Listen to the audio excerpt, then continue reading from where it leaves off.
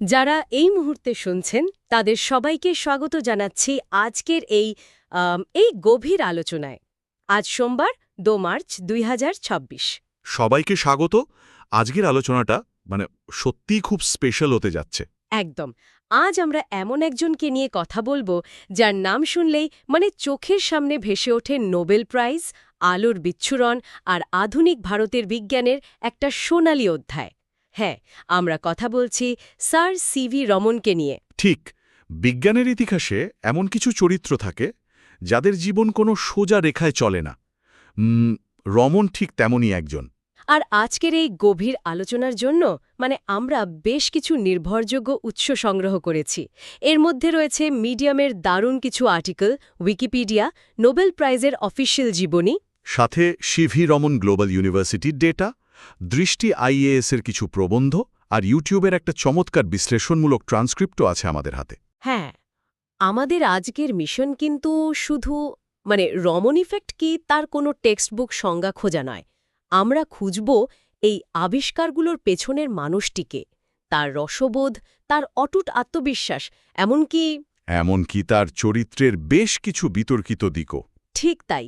সব মিলিয়ে একজন রক্তমাংসের মানুষকে চেনার চেষ্টা করব আমরা। ঠিক আছে, চলুন বিষয়টি খুলে দেখা যাক। অবশ্যই। তথ্যের এই সুবিশাল ভিড়ে আমরা শুধু ওপর ভাসব না, বরং ডুব দিয়ে দেখব এই আবিষ্কারগুলোর পেছনের কেন এবং কিভাবে কাজ করেছে। কারণ একজন মানুষ কিভাবে সাধারণ বিষয় থেকে ধরুন সমুদ্রের নীল রং থেকে মহাবিশ্বের বড় সত্য বের করে আনেন, সেটাই তো সবচেয়ে বড় চমক। একদম। তার জীবনের শুরুর দিকের গ্রাফটা দেখলে রীতিমতো অবাক হতে হয়। ১৮৮৮ সালের ৭ই নভেম্বর তিরুচিরাপল্লিতে তার জন্ম। আর বাবা ছিলেন বনি, তার পদার্থবিজ্ঞানের শিক্ষক, তাই না? হ্যাঁ, বাড়িতে পড়াশোনার দারুণ পরিবেশ ছিল, কিন্তু আর্থিক অবস্থা খুব একটা সচ্ছল ছিল না। এই আর্থিক অবস্থা নিয়ে তো রমনের নিজেরই একটা খুব মজার উক্তি আছে। তিনি একবার বলেছিলেন, আমি মুখে একটি তামার চামচ নিয়ে জন্মেছিলাম। আমার জন্মের সময়ে আমার বাবার মাসিক বেতন ছিল মাত্র ১০ টাকা। এই তামার চামচের জোকসটা এটা তার সারা জীবনের রসবোধের একটা বড় প্রমাণ। ১০ টাকা বেতনের শিক্ষকের ঘরে যে অবিশ্বাস্য মেধার জন্ম হয়েছিল, তা কিন্তু তৎকালীন শিক্ষা ব্যবস্থাকে রীতিমতো নাড়িয়ে দিয়েছিল। সেটা তো বটেই। যে বয়সে বাচ্চারা ঠিকমতো স্কুল বোঝে না, তিনি নাকি তখন রেকর্ড ভাঙছিলেন। ঠিক তাই। মাত্র ১১ বছর বয়সে তিনি ম্যাট্রিকুলেশন পাশ করেন, ভাবা যায়। আর ১৩ বছর বয়সে বৃত্তি নিয়ে এফএ বা ইন্টারমিডিয়েট পাশ করেন। অবিশ্বাস্য। শুধু তাই নয়, ১৪ বছর বয়সে প্রেসিডেন্সি কলেজ থেকে বিএ এবং পরে এমএতে সর্বোচ্চ নম্বর পেয়ে স্বর্ণপদক পান। আর সবচেয়ে বিস্ময়কর ব্যাপার হল, মাত্র ১৮ বছর বয়সে ওই ব্রিটিশ জার্নাল ফিলসফিক্যাল ম্যাগাজিনে তার প্রথম গবেষণাপত্র ছাপা হয়। একদম ঠিক ধরেছেন। ১৮ বছর বয়সে আন্তর্জাতিক জার্নালে পেপার। কিন্তু এই জায়গাটাতেই তো ইতিহাসের একটা অদ্ভুত মোড় আছে। তার মেধা দেখে পদার্থবিজ্ঞানের শিক্ষক ভীষণভাবে চেয়েছিলেন যে তিনি ইংল্যান্ডে গিয়ে গবেষণা করুন। হ্যাঁ, কিন্তু সেটা তো আর হলো না। আর এর পেছনের কারণটা একটা ভুল ডাক্তারি পরীক্ষা। ওই কর্নেল গিফার্ডের ব্যাপারটা? হ্যাঁ, কর্নেল গিফার্ড নামের একজন ডাক্তার তাকে পরীক্ষা করে জানান যে রমনের স্বাস্থ্য খুব ভঙ্গুর। ইংল্যান্ডের বিরূপ আবহাওয়ায় গেলে তিনি নাকি যক্ষ্মায় টিউবারকুলোসিসে মারা যাবেন। এই একটা ভুল শারীরিক পরীক্ষাই তাকে ভারতে থেকে যেতে বাধ্য করে। ভাবলে গায়ে কাটা দেয়। যদি তিনি সেদিন ইংল্যান্ডে যেতেন, তাহলে হয়তো আইসিএস পরীক্ষা দিয়ে একজন সাধারণ ব্রিটিশ আমলা হয়ে যেতেন। রমন ইফেক্টের জন্মই হয়তো হতো না। তো ইংল্যান্ডে যেতে না পেরে উনি কি করলেন? উনি সরকারি চাকরির দিকে ঝুঁকলেন। ১৯০৭ সালে মাত্র ১৯ বছর বয়সে ইন্ডিয়ান ফাইন্যান্স সার্ভিসে অ্যাসিস্ট্যান্ট অ্যাকাউন্ট্যান্ট জেনারেল হিসেবে যোগ দেন।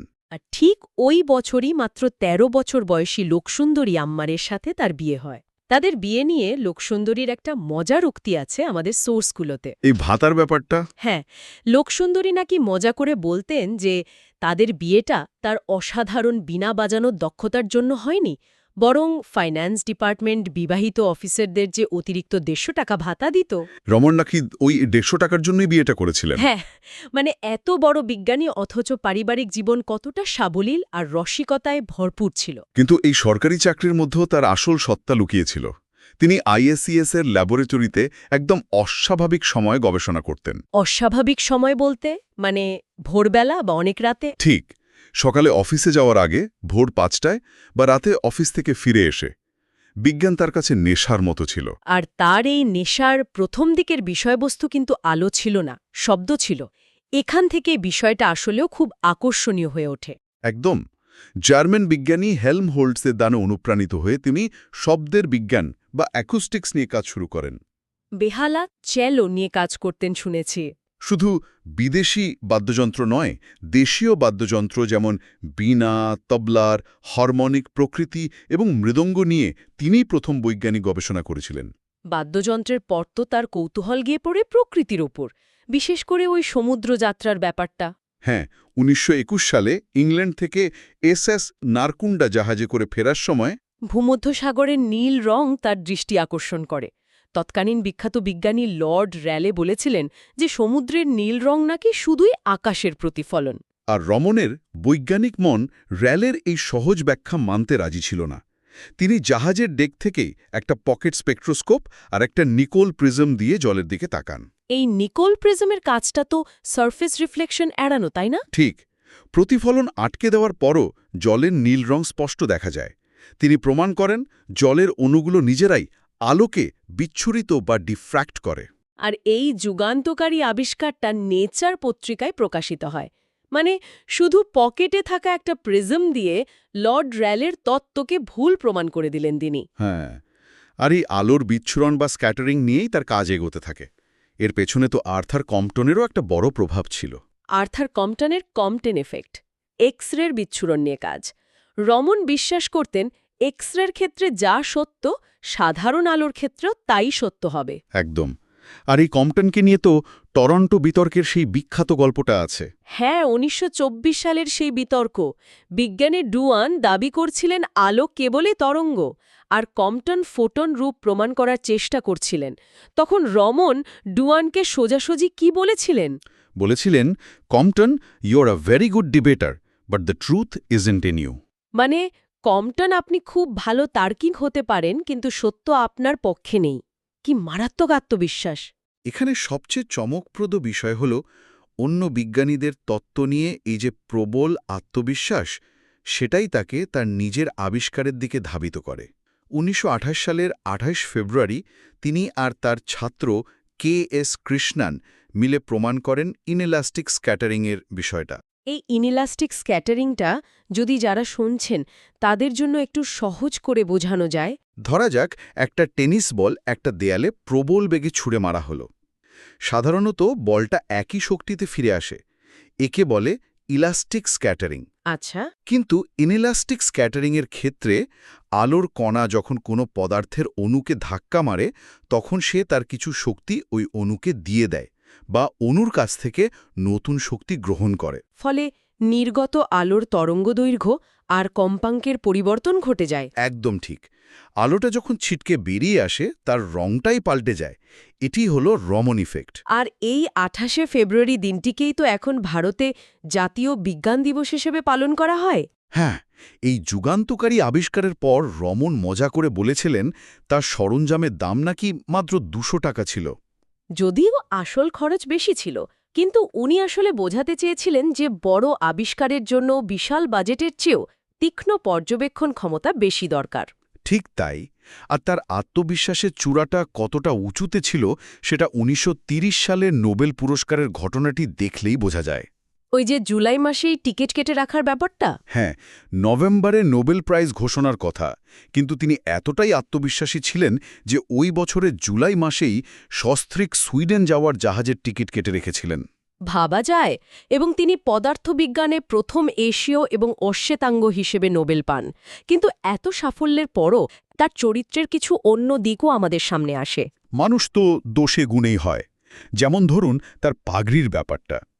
দক্ষিণ ভারতীয় হয়েও তিনি সবসময় পাগড়ি পরতেন। আর এর কারণ হিসেবে মজা করে বলতেন, সবাই আমার এত প্রশংসা করে যে আমার অহংকারকে নিয়ন্ত্রণে রাখতে এই পাগড়িটা খুব দরকার।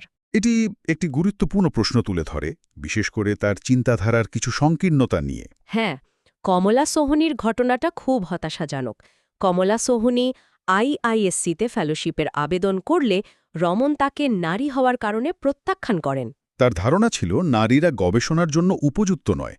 কমলা সোহনী তো এর বিরুদ্ধে রীতিমতো সত্যাগ্রহ শুরু করেছিলেন। শেষমেশ প্রতিবাদের মুখে রমন তাকে ভর্তি নেন ঠিকই, কিন্তু বেশ কিছু অপমানজনক শর্তে।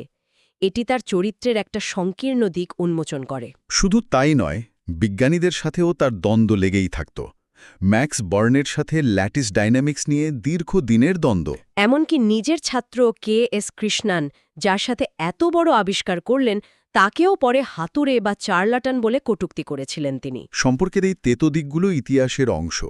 এবার যদি আমরা তার রাজনৈতিক দিকটায় আসি, আমাদের উৎসগুলোতে দেখা যায় যে স্বাধীন ভারতের প্রথম প্রধানমন্ত্রী জওহরলাল নেহরুর বিজ্ঞাননীতির চরম বিরোধী ছিলেন রমন। যারা শুনছেন তাদের জানিয়ে রাখি, এই অংশটি আমরা সম্পূর্ণ নিরপেক্ষ অবস্থান থেকে আলোচনা করছি।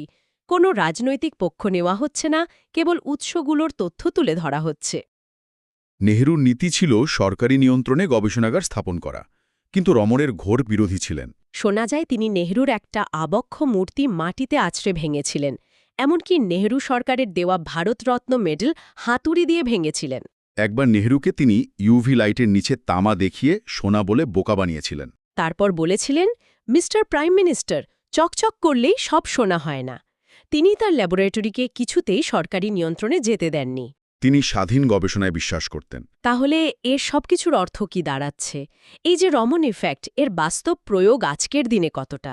আজ দৈনন্দিন জীবনে এর প্রভাব বিশাল। এয়ারপোর্টে বিস্ফোরক বা মাদক শনাক্তকরণ থেকে শুরু করে চিকিৎসা বিজ্ঞানে ক্যান্সার সেল নির্ণয়েও তো এর ব্যবহার আছে। একদম ফরেন্সিক সায়েন্সে ফার্মাসিউটিক্যাল কোয়ালিটি কন্ট্রোলে রমন স্পেকট্রোস্কোপি অপরিহার্য। মানে যে কোনো পদার্থের আণবিক গঠন না ভেঙে শুধু লেজার রশ্মি ফেলেই বলে দেওয়া যায় পদার্থটি কি। হ্যাঁ, তিনি সত্যিই এমন একজন মানুষ যিনি আরামদায়ক চাকরি ছেড়ে বিজ্ঞানে জীবন উৎসর্গ করেছিলেন। আর দেখিয়েছিলেন যে ভারতের মাটিতে বসেই বিশ্বমানের বিজ্ঞান চর্চা সম্ভব। ঠিক। একদম শেষে শ্রোতাদের জন্য একটি চমকপ্রদ আর স্ববিরোধী তথ্য দিয়ে শেষ করতে চাই। সারা জীবন যিনি প্রথাগত দক্ষিণ ভারতীয় পাগড়ি আর পৈতা পরেছেন, হ্যাঁ, সেই মানুষটি মৃত্যুশয্যায় তার স্ত্রীকে বলেছিলেন, আমার মৃত্যুর পর কোনো ধর্মীয় আচার অনুষ্ঠান বা জাঁকজমক হবে না, শুধু একটি পরিষ্কার ও সাধারণ দাহকার্য চাই। তিনি বলেছিলেন, I believe only in the spirit of man, মানে আমি কেবল মানুষের আত্মায় বা চেতনায় বিশ্বাস করি। যিনি আজীবন বাহ্যিকভাবে এত ঐতিহ্যবাহী ছিলেন, তিনি অন্তরে ছিলেন কট্টর যুক্তিবাদী ও অজ্ঞেয়বাদী। এই স্ববিরোধিতা ও বিজ্ঞানমনস্কতার সংঘাত সত্যি ভাবনার খোরাক যোগায়। আজ এ পর্যন্তই। সবাই ভালো থাকবেন, নিত্য নতুন বিষয় নিয়ে কৌতূহলী থাকবেন।